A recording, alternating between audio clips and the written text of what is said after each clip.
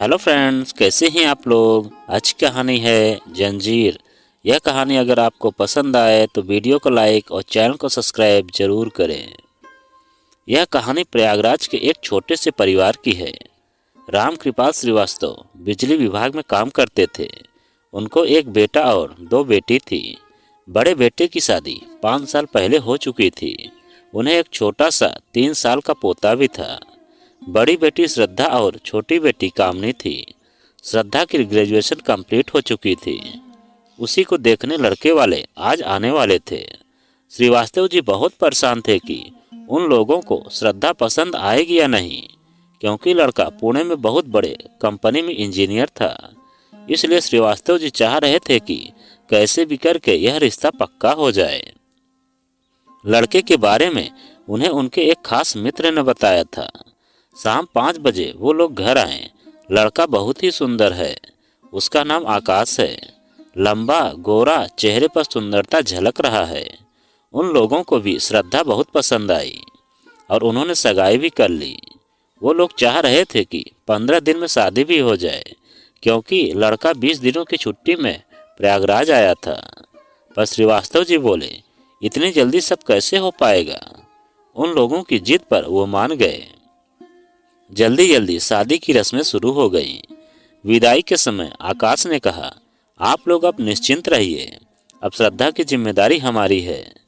उसकी आंखों में कभी आंसू नहीं आने दूंगा। उसे हर खुशी दूंगा। वो जब चाहे आप लोगों के पास आ जा सकती है, बात कर सकती है। आप लोग भी उससे मिल सकते हैं। अगर इसका मेरे घर से रिश्ता जुड़ा है तो मेरा भी इस घर से रिश्ता जुड़ गया है। यह सारी बातें सुनकर श्रद्धा की माँ को बहुत तसल्ली हुई कि उनकी बेटी को सही जीवन साथी मिल गया है। विदाई के बाद नए घर में उसका बहुत अच्छे से स्वागत हुआ। सभी लोग बहुत अच्छे थे। सभी साधारण लग रहे थे। रात में जब वो फूलों की सेज पर बैठी थी, तभी आकाश उस कमरे में आया। वह उसके पास आकर मुस्कुराते हुए बोला, सब बोल रहे थे कि तुम्हारी बीवी बहुत सुंदर है, परियों की रानी है। जरा मैं भी देखूं तो चांद में कहीं दाग तो नहीं है। वो उसके करीब गया तो श्रद्धा घबरा कर बोली, आपने शराब पी है। आपने तो कहा था कि आप ड्रिंक नहीं करते हैं। वो बोला, अरे दोस्तों ने जिद करके पिला दिया। श्रद्धा बोली, मैं इस गंध को बर्दाश्त नहीं कर पा रही हूँ। मुझे उल्टी हो जाएगी। आप अलग हट जाइए। आकाश ने उसे खींचकर एक चाटा मारा। तुम मुझे मना कर रही हो। और वो रोने लगी। उसने कहा, आज के बाद मुझे कभी मना मत करना। मैं जो कहूँ वही करना। वो डर से चुप हो गई। उसने बहुत सारे अरमान सजाए रखी थी। उसके सारे अरमानों पर पानी फिर गया। श्रद्धा सारी रात रोती रह गई। यहीं से शुरू होती है एक औरत की दर्दनाक जीवन की कहानी। दूसरे दिन आकाश ने घर वालों को कहा, मैं श्रद्धा को लेकर कल पुणे जा रहा हूँ। सबने कहा, तू चला जा, पर बहू को अभी यहाँ रहने दे, बाद में ले जाना। वो बोला, मैं बोल रहा हूँ कि ये भी जाएगी तो बस, मैं उसे लेकर भी जा रहा हूँ। माँ ने कहा, पर उसके परिवार वालों को तो बुला लो, वो लोग इससे मिल लेंगे। आकाश गुस्से से कहा, माँ तुम भी गजब हो, मिलना क्या है, कल ही शादी करके आई है। ये सब सुनकर श्रद्धा रोने लगी। दूसरे दिन वो पुणे के लिए रवाना हो गई। वो नए घर में आ गए। घर तो सुंदर था। आकाश ने कहा, ये है हमारा सपनों का आशियाना। उसने उसका हाथ पकड़कर कहा, और बताओ तुम्हें यह घर कैसा लगा। पर वो कुछ नहीं बोली। तो आकाश ने उसे अपनी बाहों में भरते हुए कहा, अभी तक नाराज हो उस बात के लिए। मैं नशे में था, इसलिए तुम पर हाथ उठा दिया। मैं तुमसे बहुत प्यार करता हूँ, इसलिए मैं तुम्हें यहाँ ले आया हूँ। अब हम दोनों के बीच यहाँ कोई नहीं आएगा। अच्छा चलो, एक प्यारी सी स्माइल दो। श्रद्धा उसकी बात सुनकर हल्की से मुस्कुरा दी। वह सोची, शायद सही कह रहे हैं। वो घर को सजाने में और खाना बनाने में लग गई। श्रद्धा ने रात में कहा, मुझे घर पर मम्मी पापा से बात करनी है। आकाश ने उसे अपनी ओर खींचते हुए कहा, अभी तो हमारी शादीशुदा जीवन शुरू हुआ है।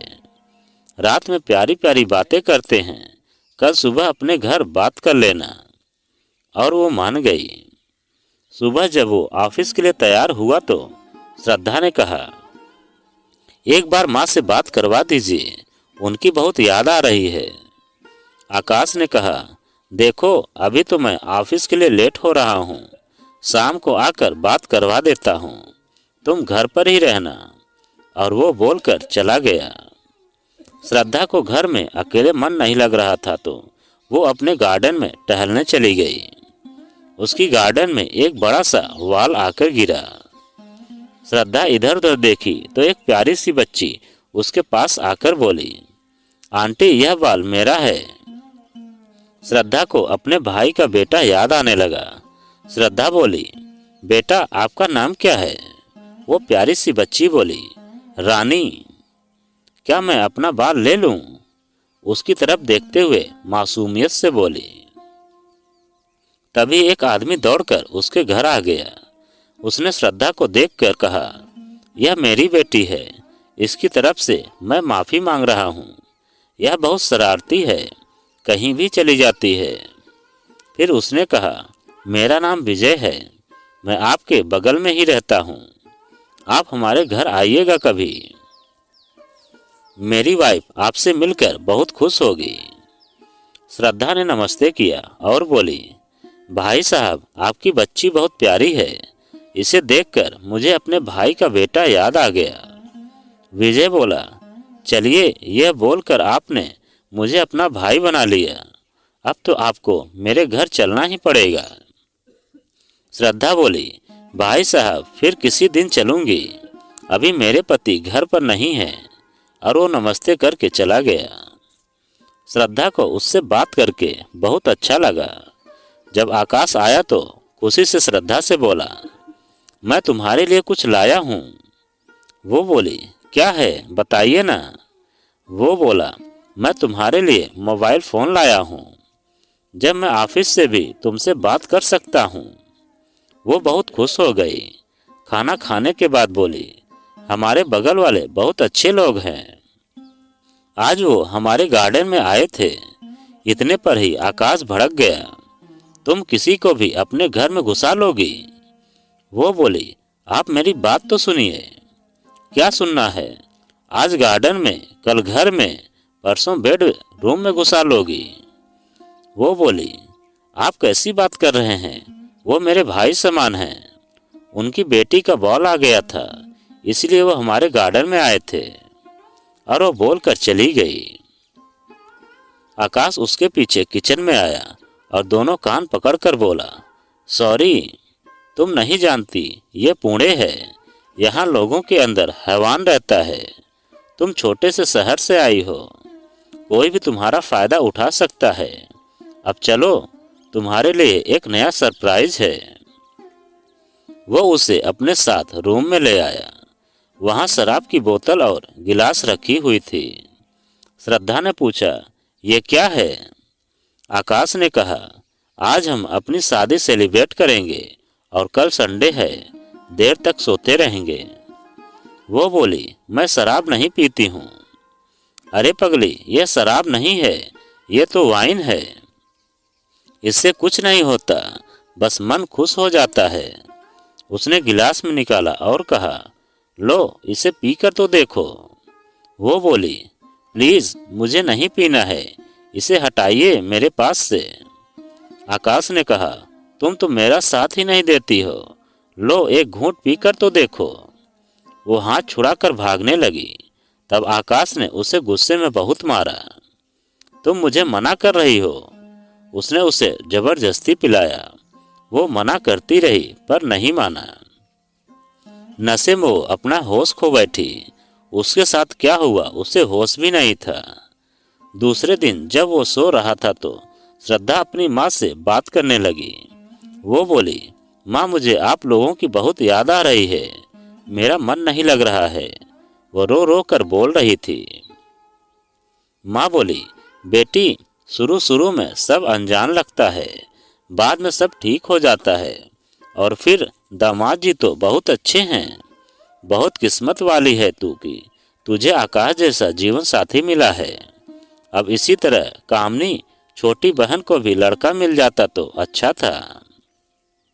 अचानक श्रद्धा के मुंह से निकला, नहीं माँ, ऐसा मत बोलो।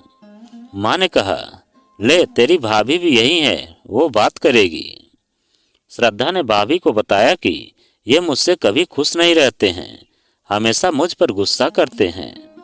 भाभी बोली, शुरू शुरू में सभी को थोड़ा टाइम लगता है, परंतु उन्हें खुश रखा कर। वो जैसा चाहते हैं वैसे ही किया करो। पति को खुश रखना ही हम पत्नियों का धर्म है। श्रद्धा फोन काट दिया। उसने मन ही मन सोचा, अब मैं कैसे बताऊं कि यहाँ मेरे साथ क्या क्या हो रहा है। इसी तरह कुछ महीने बीत गए, पर आकाश की हैवानियत कम नहीं हुई। एक दिन उसे पता चला कि वो प्रेग्नेंट है, तो वो ये खबर अपनी माँ और भाभी को भी बताई। सब बहुत खुश हुए। उसने अपने ससुराल में भी सास से कहा, तो वो इतना खुश हुई और बोली, बहू हम 4-5 दिनों में तुम्हारे पास आ रहे हैं, अब तुम्हें अकेला नहीं छोड़ेंगे। आज वो बहुत खुश थी। उसी समय दरवाजे पर विजय आया, बगल वाला पड़ोसी। वो अपने हाथ में एक टिफिन का डब्बा लिए थे। वो खुशी से बोली, भाई साहब अंदर आइए। अरे यह क्या लाए हैं? वो बोला, तुम्हारी भाभी तुम्हारे लिए अपने हाथों से कुछ बना कर भेजी है। विजय डब्बा देकर लौट रहा था कि आकाश अंदर आया और विजय ने नमस्ते बोला। मेरी वाइफ ने खाने का डिब्बा भेजा था, वही देने आया था। आप दोनों आइए कभी हमारे घर। आकाश कुछ नहीं बोला तो और वो चला गया। आकाश दरवाजा बंद किया और अंदर आ गया। श्रद्धा बोली, आज आप बहुत जल्दी आ गए हैं। आकाश गुस्से से बोला, हाँ, तभी तो पता चला कि मेरे नहीं रहने पर कौन कौन घर में आता है। श्रद्धा के चेहरे पर आश्चर्य के भाव छा गए। वो बोली, ये भाई साहब अभी आए थे। आकाश ने गुस्से से कहा, जब मुझे नहीं पसंद है तुम्हारा किसी पराये मर्द से मिलना, तो तुम क्यों मिलती हो? मुझसे कोई कमी नजर आती है? घर, कपड़े, गहने, प्यार सब कुछ दिया है, पर तुम्हें आदत है दूसरों की थाली देखने का। औरत का यही त्रिया चरित्र होता है। गुस्से से वो बोली, अब बस करिए, हो गया। आकाश बोला, पहले तुम मुझे यह बताओ कि तुम प्रेग्नेंट हो। यह बात तुमने मुझे क्यों नहीं बताया? मैंने तुम्हें इसलिए मोबाइल दिया था कि तुम सारी बात घर पर बता दो। माँ पापा 4-5 दिन में मैं यहाँ आ रहे हैं और यहीं रहेंगे। मुझे अभी कोई बच्चे नहीं चाहिए। मैं ये दवा लाया हूँ, इसे खा लो, बच्चा गिर जाएगा। वो बोली, आप कैसी बातें कर रहे हैं? मैं यह गलत काम नहीं करूँगी। यह हमारा पहला बच्चा है, मुझे यह बच्चा चाहिए। आकाश बोला, मुझे नहीं चाहिए। आकाश ने गुस्से से अपना बेल्ट निकाला और उसे बहुत मारा। मुझे ना कहती है, बार बार कहता हूँ पर समझती ही नहीं है। फिर थोड़ी देर में वो बेहोश हो गई। सुबह जब वो उठी तो आकाश बहुत प्यार से उसके पास गया और वो बोला, तुम्हें दर्द हो रहा है पर तुम बात ही नहीं मानती हो मेरा। देखो, अभी तो हमारी शादी हुई है, अभी से बच्चे की जिम्मेदारी। अभी 2-3 साल हमें मस्ती करनी चाहिए, फिर बच्चे की जिम्मेदारी भी उठा लेंगे। तुम ही सोचो, बच्चे के आने के बाद क्या तुम मुझे टाइम दे पाओगी? मैं तुमसे बहुत प्यार करता हूँ। मैं नहीं चाहता कि हमारे बीच कोई भी आए। चलो ये दवा खा लो और आराम करो। मैं ऑफिस जा रहा हूँ, वहीं से माँ को फोन करके कह दूंगा कि तुम्हारा मिसकैरेज हो गया है। फिर वो चला गया। थोड़ी देर बाद मोबाइल पर भाभी का फोन आ रहा था। वो मजाक करते हुए बोली, क्या ननद जी, ठीक ठाक हैं आप? अब तो आकाश जी आपको जमीन पर भी पैर नहीं रखने देंगे। वो बोली, भाभी इन्हें अभी बच्चा नहीं चाहिए, ये मेरे लिए दवा लाए हैं। उसकी भाभी थोड़ा देर चुप हो गई, फिर बोली, कोई बात नहीं, अभी वो बच्चे की जिम्मेदारी नहीं लेना चाहते हो तो कोई बात नहीं है, 2 साल बाद ही बच्चा करना। कोई श्रद्धा को समझ ही नहीं रहा था। एक दिन वो अपनी माँ से कही, माँ, उन्होंने मुझ पर हाथ उठाया था। ये बहुत गुस्सा करते हैं, हमेशा मुझसे लड़ते रहते हैं। माँ ने समझाया कि हर पति पत्नी में लड़ाई होता है, पर दोनों में से किसी एक को समझौता करना ही पड़ता है। ठीक है, कभी गुस्से से हाथ उठा दिया तो क्या तू घर छोड़ देगी? शादी के बाद हर लड़की को एडजस्ट करना पड़ता है। मायके में अब तू मेहमान है, 4 दिन रहकर चली जाएगी तो सब तेरी इज्जत करेंगे। अगर रहने आ जाएगी तो वो तुझे बोझ समझेंगे। माँ बाप से ज्यादा बोझ पड़ोसियों को होगा। तू ही सोच, तेरी एक बहन भी कुंवारी घर में बैठी है। माँ ने कहा, तुम प्यार से उसे समझाओ, वो तेरी बात जरूर समझाएंगे। अगर तू कहे तो मैं तेरे पापा को कुछ दिनों के लिए वहां भेज दूं। श्रद्धा घबरा कर बोली, नहीं माँ, मैं ठीक हूँ। श्रद्धा की माँ ने आकाश को फोन करके कहा कि बेटा, अगर श्रद्धा को कुछ समझ नहीं आ रहा है तो आप उसे प्यार से समझाइए, वो समझ जाएगी, पर आप उससे गुस्सा मत होइएगा। आकाश ने वहां तो बात संभाल लिया, पर घर आते ही उसने मोबाइल तोड़ दी और बोला, तुम मेरी शिकायत करती हो कि मैं तुम्हें मारता पीटता हूँ। वो बोली, मैंने ऐसा कुछ नहीं कहा है। वो बोला, तो एक काम करो, तुम अपनी सामान उठाओ और अपने माँ बाप के घर चली जाओ। मैं रोकूंगा नहीं तुम्हें, पर याद रखना दोबारा यहाँ लौट कर मत आना। वो बोली, आप कभी मेरी बात समझते ही नहीं है। इसी तरह जिंदगी चल रही थी। 5 साल हो गया। 5 सालों में वो कई मौतें मर चुकी थी।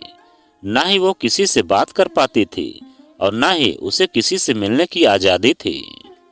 आकाश उसे हर तरह के कीमती चीज ला कर देता था, पर वो इज्जत और सम्मान उसे कभी नहीं दे पाया जो एक औरत और अपने पति से चाहती है। 5 साल के बाद परिवार की जिद से वो मां मरने वाली थी, पर ऑपरेशन से पहले ही आकाश डॉक्टर से लड़ गया कि मेरी बीवी कोइनेस्थीसिया का इंजेक्शन ऑपरेशन से पहले दिया जाता है, कोई भी मेल डॉक्टर नहीं देगा। वो उसे ऑपरेशन थिएटर से उठाकर ले गया। दूसरे हॉस्पिटल में उसने श्रद्धा का ऑपरेशन करवाया। उसे एक बेटा हुआ। उसकी मानसिकता थी कि श्रद्धा को किसी भी मेल पर्सन से बात नहीं करने देता था। श्रद्धा की जिंदगी ऐसी ही थी। क्या श्रद्धा अपने बेटे के लिए समझौता कर लेती? अपने बेटे के उज्जवल भविष्य के लिए ऐसी मानसिकता वाले पति से अलग हो जाएगी? या यह सोच हमारे समाज की है कि तलाकशुदा औरतों को वो गलत समझते हैं? हमारे समाज की ऐसी विडंबना है कि हम कहने के लिए आगे बढ़ रहे हैं, पर सच पूछिए तो हम आज भी अपनी वही पुरानी रूढ़िवादी सोच में जी रहे हैं, जहां एक लड़की अगर मायके जाए तो अगल बगल के लोग घुमा कर ही पूछते हैं कि अभी 8-10 दिनों तक रहोगी ना बेटी, ताकि उसके मुंह से निकले कि नहीं आंटी, 3-4 दिनों में ही चली जाऊंगी। श्रद्धा के परिवार ने उसका साथ नहीं दिया, क्योंकि जिस समाज में हम रहते हैं उसके नियम के अनुसार शादी के बाद लड़कियों को मायके में नहीं रहना चाहिए, चाहे उसका पति उसे मारकर खत्म ही क्यों न कर दे, क्योंकि लड़कियों से यह कहा जाता है कि बेटी की मायके से डोली उठती है और ससुराल से अर्थी। इतिहास गवाह है कि जब जब सीमा पर भीड़ बढ़ी है, तब तब माताओं ने अपने लाल, बहनों ने अपने भाइयों और पत्नी ने अपने पति की कुर्बानी दी है। पर हर बार कुर्बानी औरतों से ही क्यों मांगा जाता है? उसके कुर्बानी को उसकी कमजोरी और मजबूरी का नाम क्यों दिया जाता है? तभी तो महाकवि मैथिली शरण गुप्त जी ने नारी की व्यथा को समझते हुए लिखा था कि हाय रे अबला नारी, तेरी यही कहानी। और श्रद्धा में अपनी जिंदगी के साथ समझौता कर लिया। उसी नरक में घुट कर अपने बेटे के लिए जीती रही, ताकि उसका बेटा बड़ा होकर उसे इस नरक से बाहर निकाल लेगा। आजकल के माँ बाप को अपनी बेटी को समझना चाहिए, क्योंकि अगर माँ बाप ही नहीं साथ देंगे तो वह और टूट जाएगी और कुछ गलत कदम उठा लेगी। आजकल के माँ बाप को अपनी बेटी को समझना चाहिए, क्योंकि अगर माँ बाप ही साथ नहीं देंगे तो वह और भी टूट जाएगी और कुछ गलत कदम उठा सकती है। फिर बाद में पछताने के सिवा कुछ नहीं बचेगा। एक मरी हुई बेटी से लाख गुना अच्छा है एक तलाकशुदा बेटी। तो दोस्तों, यह कहानी आपको कैसी लगी कमेंट में लिखकर हमें ज़रूर बताएं। और आप अगर हमारे चैनल पर नए हैं तो प्लीज़ चैनल को सब्सक्राइब करें और वीडियो को एक लाइक ज़रूर करें और इस कहानी से संबंधित एक प्यारा सा कमेंट हमें ज़रूर करें।